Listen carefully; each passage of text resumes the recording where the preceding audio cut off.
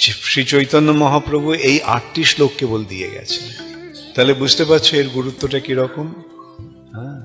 এই শিক্ষামৃতের মাধ্যমে মহাপ্রভুর শিক্ষা আমরা লাভ করছি। শিক্ষার রূপ অমৃত। মহাপ্রভুর শিক্ষা কি? মহাপ্রভুর শিক্ষা হচ্ছে এই হরিনামের মাহাত্ম্য। এই হরিনামের ফলে কি হবে? প্রথম শ্লোকটি কি? সেই প্রথম শ্লোকটিতে শ্রী হরিনাম যে কি এবং হরিনামের ফল, হরিনামের মাহাত্ম্য, সেটা তিনি এইভাবে বর্ণনা করলেন। তারপরে দ্বিতীয় শ্লোকটিতে তিনি এই হরিনাম যে কৃষ্ণ থেকে অভিন্ন এবং এই নাম গ্রহণে যে কোনো রকমের বাধ্যবাধকতা, নিয়ম ইত্যাদি নেই, সেটা তিনি বুঝিয়ে দিলেন।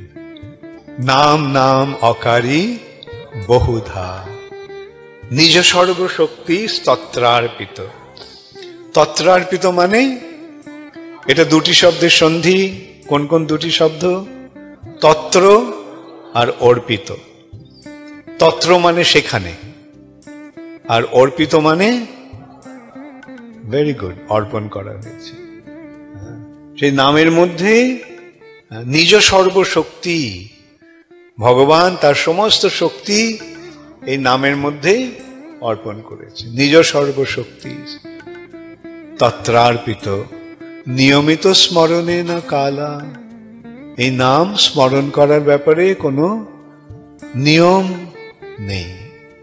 অর্থাৎ যে কোনোখানে, যে কোনো ব্যক্তি, যে কোনো সময়, যে কোনো ভাবে এই নাম গ্রহণ করতে পারে। অনেক সময় অনেকে প্রশ্ন করে, আমি কি সকালে স্নান না করে নাম করতে পারি? উত্তর কি হবে? হ্যাঁ। আমি কি শুয়ে শুয়ে নাম করতে পারি? হ্যাঁ।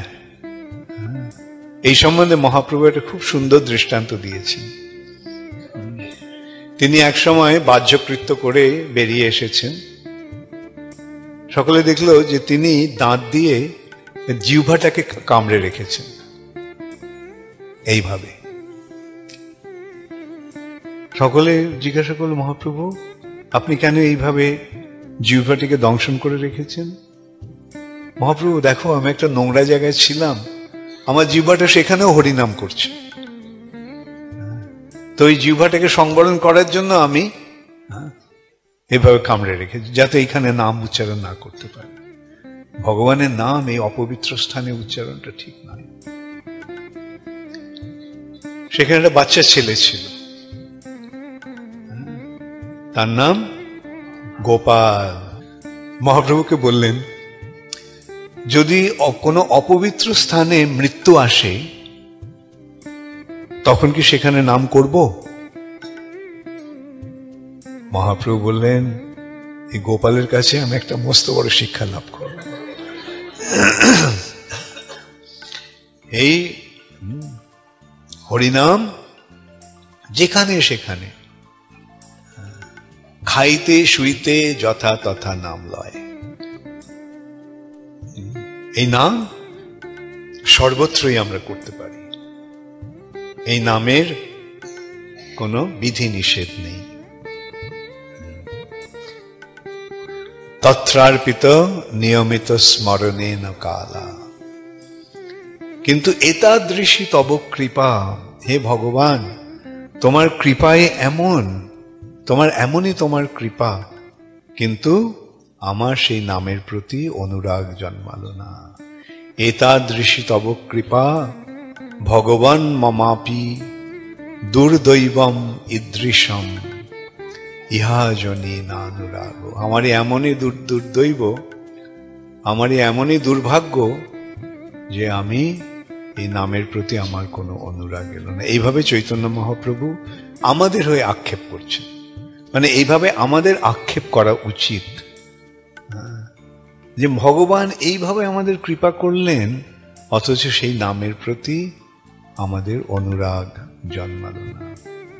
এতাদৃশী তব কৃপা ভগবান মমাপি দুর্দৈবম ঈদৃশম ইহা জনি নানুরাগ। তারপরে তৃতীয় শ্লোকটি কার কার মনে আছে? তৃণাদপি শুনিচেনা। তৃণাদপি, তৃণ মানে ঘাস। ঘাস কোথায় থাকে? মাটির নিচে থাকে, মাটিতে থাকে। সেটাকে মারিয়ে সকলে, পাম্প দিয়ে মারিয়ে সকলে চলে যায়। এখন বলছে তৃণাদ অপি, মানে সেই তৃণ থেকেও অধিক। এই সম্বন্ধে বলা হয়েছে তৃণ থেকে অধিক বলতে কি বোঝানো হচ্ছে? তৃণের মতো নয়, তৃণের থেকেও অধিক। সুনীচ হয়ে। তো সেই সূত্রে বলা হচ্ছে যে ঘাসটাকে কেউ যখন মারিয়ে যায়, পাটা তুলে নিলে ঘাসটা আবার সোজা হয়ে যায়। কিন্তু ভক্ত এমন হবে, সে উপরে উঠবেও না, সোজা হবেও না, সে ওখানেই পড়ে থাকবে। এমনই বিনম্র, এমনই বিনীত ভক্তের ভাব। তৃণাদ অপি শুনিচেনা। এবং তররিব সহিষ্ণুনা। তররিব মানে গাছের মতো, তরু মানে গাছ, ইব মানে মতন, গাছের মতো সহিষ্ণু। গাছের সহিষ্ণুতা কিরকম? গাছকে কেটে ফেলা হচ্ছে, গাছ কি প্রতিবাদ করে? না। পক্ষান্তরে যে গাছটা কাটছে, গাছটা তাকে ছায়া দিচ্ছে। সে তাকে কাটছে, কিন্তু গাছটা তার সুখের জন্য, তার আরামের জন্য তাকে রোদের তাপ থেকে ছায়া দিচ্ছে। সে গাছটা কাটছে, সেই গাছটা সে তাকে ফল দিচ্ছে। এমনই হচ্ছে গাছের সহিষ্ণুতা। ঠিক তেমনি ভক্তদের এইরকম ভাবে সহিষ্ণু হতে হবে। তাকে যে আঘাত করবে, তাকে যে কাটবে, কোনো প্রতিবাদ না করে তাকেও তিনি কৃপা করবেন।